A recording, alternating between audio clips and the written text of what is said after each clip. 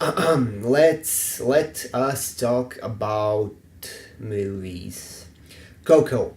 So, on the one hand, this review will be very predictable. It would be unfair to say Coco is universally acclaimed. It is universally embraced by both critics and audiences, and I will be towing that line too. Towing the line is not the best phrase, but there we go. Coco is a story about Miguel, a young and aspiring guitar player who is faced with a particularly annoying complication. The music is banned in his family for generations. He cannot play in good conscience without a blessing from the senior family member. He enters the land of the dead to search for his great-great-grandfather, who is this legendary singer. He is also the reason ban has been set there in the first place, without spoiling anything further. So Coco, it is directed by Lee Unkrich and Adrian Molina, not related to Alfred Molina. Lee Unkrich is already known to Pixar fans for his exceptional work on Toy Story 3. He also co-directed Toy Story 2 and Monsters Inc. and Finding Nemo. Do you see a pattern there?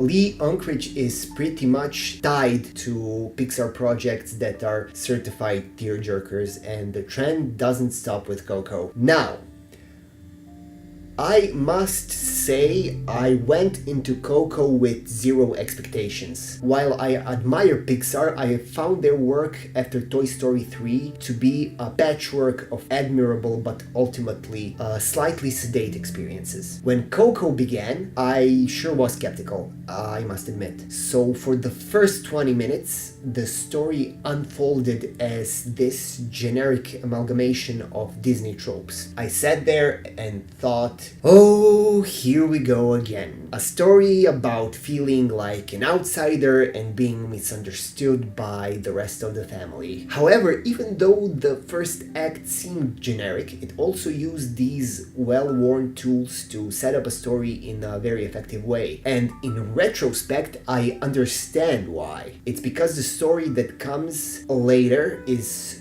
so complex and rich. The foundation had to be solid and familiar. Half an hour through the movie, Miguel enters the land of the dead, and the story just blows up in the most wonderful way you can imagine. It's a visual feast of epic proportions. The Land of the Dead is this colorful coral reef of imagination that extends into infinity, and I cannot even begin to imagine how painstakingly the process of crafting these details was for Pixar. But it's not the mere fact that the aesthetics work on the micro level. As a whole, the entire Land of the Dead has this quality of the elegant watercolor painting. You know, one of the primary strengths of Pixar is not only that they managed to be the cutting edge of artistry and technology in the realm of animation, but also the fact that they constantly refer to the legacy of animated film. The watercolor quality of mise-en-scène and the almost balletic movement of camera that follows characters which are constantly engaged in movement. Pixar's films always manage to remind me of those primarily physical short cartoons from 30s, those ingenious art pieces that were the purest form of visual storytelling. And as Miguel delves deeper into the land of the dead in search of his great-grandfather and ultimately his blessing to play the guitar, we also get a chance to learn how the Land of the Dead works. Now, the creative ways in which it shows the inner workings of this spiritual realm that is so grounded in administrative processes reminded me above all else of Beetlejuice. But, of course, the comparison with Guillermo del Toro's produced The Book of Life is inescapable. Now, as far as story structure goes, the third act of Coco is a very interesting beast in and of itself. On the one hand, it continues the trend of playing it safe from the previous two acts and offers its viewers a rather Disney-esque third act twist and a villain reveal. In other words, it was predictable. However, The third act of Coco also does something else. And later, as I thought about it, I was impressed at how radical and risque this movement was. The movie basically shifts the entire focus to a completely different story thread. In other words, it is revealed the story is not about what you thought it will be about. The hint is in the title. And this does not come out of nowhere. The entire movie is so carefully crafted to offer you seamlessly interwoven fragments and aspects of various story elements, and by the time the main theme, the point, is finally revealed, it gut punches you, wrecks you, destroys you, and leaves you in pieces on the floor. The sticky cinema floor. Why is it sticky now?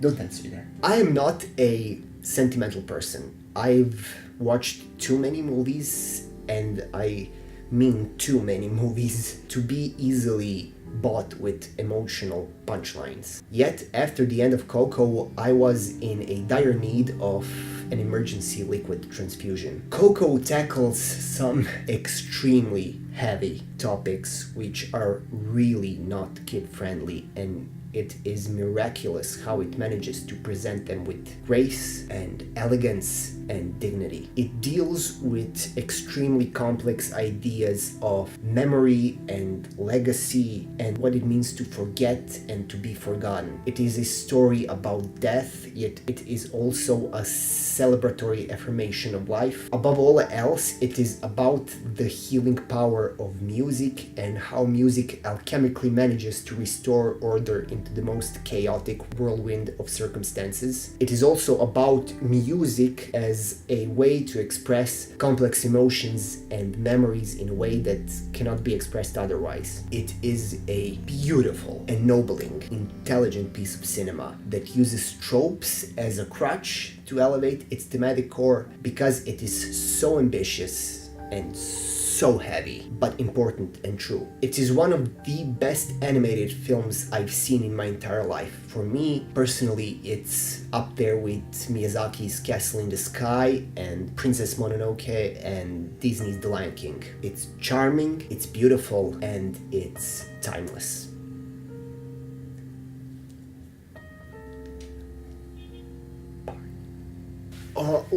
There are two reasons why I wanted to do review of Coco. Reason number one is that it's haunting. I mean, it's a really, really haunting film, which it doesn't come off as such while you're watching it, and after it ends, you feel, oh, okay, I watched a very emotional, very well-structured and crafted Pixar movie, and with every following minute after you watched Coco, it increasingly affirms its presence in your mind, and the emotional gut punch of the finale turns into something different afterwards. It turns into this specter of a thought that will not leave you. Isn't that what we all want from cinema, from good movies? We want movies to stay with us, and Coco managed to stick with me for so long, and I couldn't get it out of my head, and I couldn't get what it's about out of my head. Even though it's meant as a cross-generational cartoon, its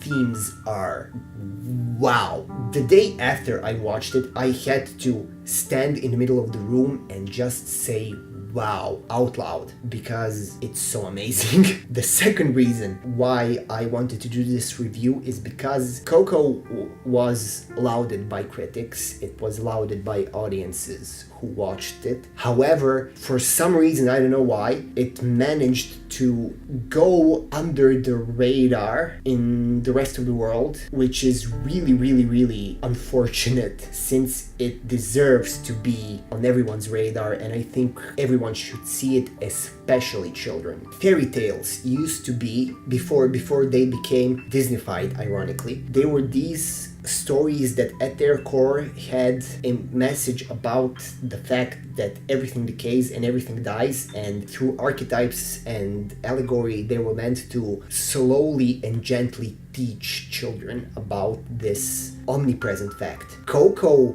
embraces this fairy tale legacy completely, and it manages to go a step further and take a specific death-related topic. I cannot for the life of me spoil what specific topic it's about, and just manages to deal with it so tastefully. It's unbelievable. So, putting this review out, if you haven't seen Coco, I don't insist you should see it, but I'm saying you will definitely be richer for the experience if you do.